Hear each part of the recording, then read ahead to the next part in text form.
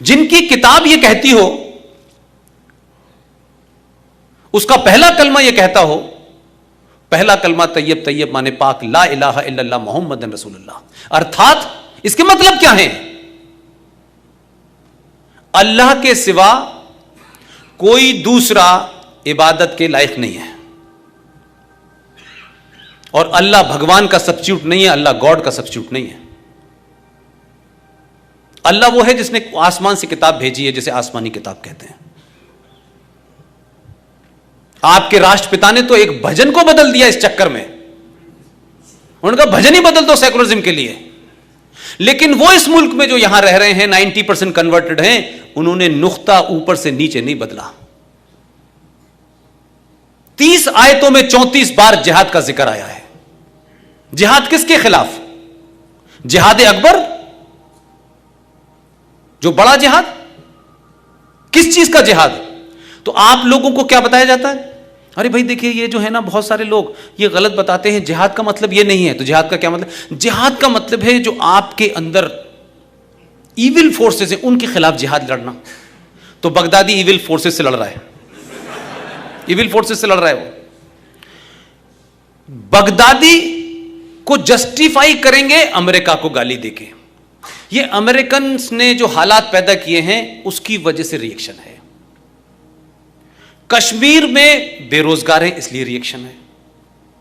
यानी हर आतंकवाद को लॉजिकली समझाने की आपको कोशिश करते हैं, और जब आप कहिए कि आपकी किताब यह कहती है, तो ये झूठे एक बात नहीं बताते आपको। मोहम्मद साहब जब मक्का में थे, मदीने में थे, तो 24 साल तक उन्होंने बड़ी अच्छी अच्छी बातें की। उन्होंने कहा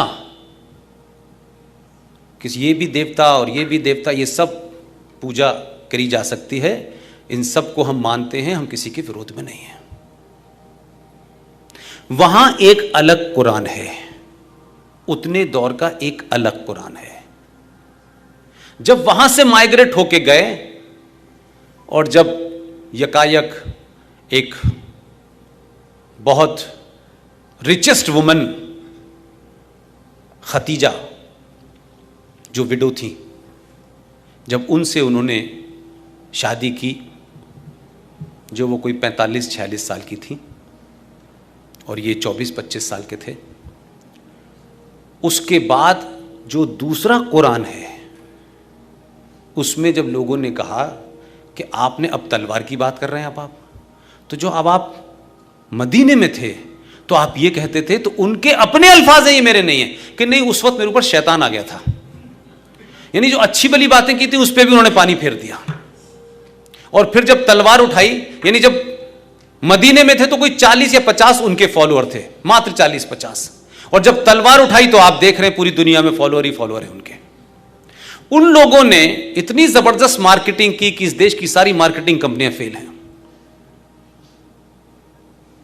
मोहम्मद साहब के जो पहली पत्नी थी, जो उनकी सबसे बड़ी बेटी थी मोहम्मद साहब की, फातिमा, उनके शौहर, उनके पति अली, जब वो सजदे में नमाज पढ़ रहे थे तो उनके बराबर में एक आदमी लेटा हुआ था।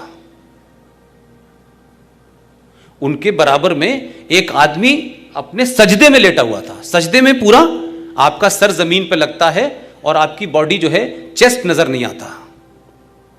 वो काफी 1 घंटे से लेटा हुआ था। अली ने उससे पूछा कि भाई तुम सजदे में क्यों हो?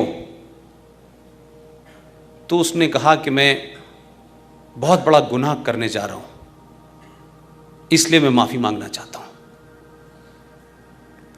और जब अली सजदे में गए, उसने तलवार छुपा रखी थी, उठा और अली की गर्दन काट दी। सुबह 4:30 बजे फजर की नमाज अली के कत्ल हुआ, और उनके नवासों को, हसन और हुसैन को, करबला के मैदान में 3 दिन तक प्यासा रखा गया, उनको मार दिया गया। मोहम्मद साहब के ख़ानदान को मारा गया।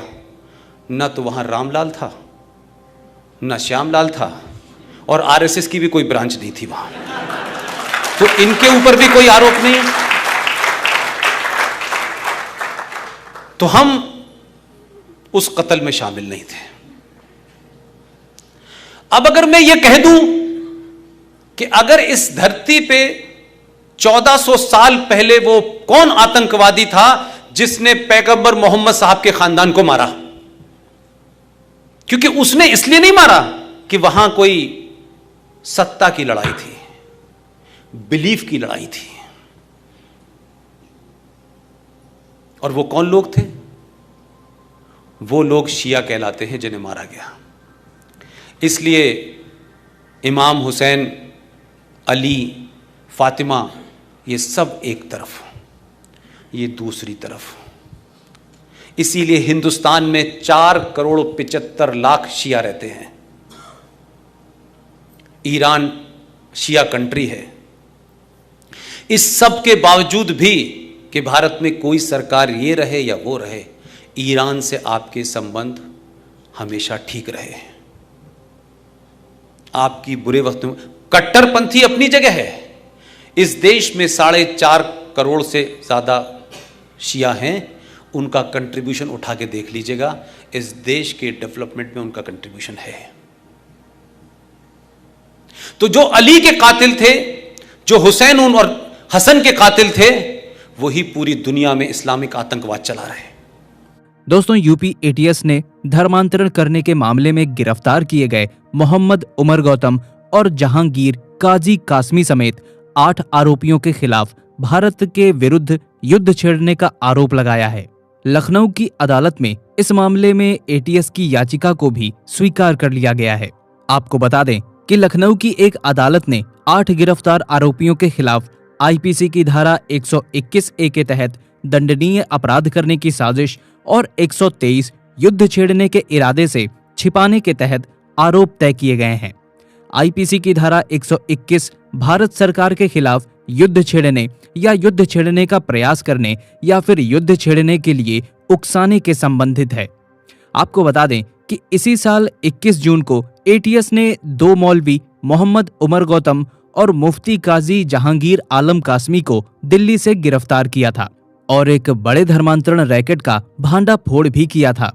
इन आरोपियों में कथित तौर पर हजारों लोगों का धर्मांतरण कर इस्लाम कबूल करवाया था और इस मामले में 8 लोगों को गिरफ्तार किया गया था और दावा किया गया था कि आरोपियों ने इस्लामिक दावह सेंटर IDC के बैनर तले बड़े पैमाने पर धर्मांतरण कराया है।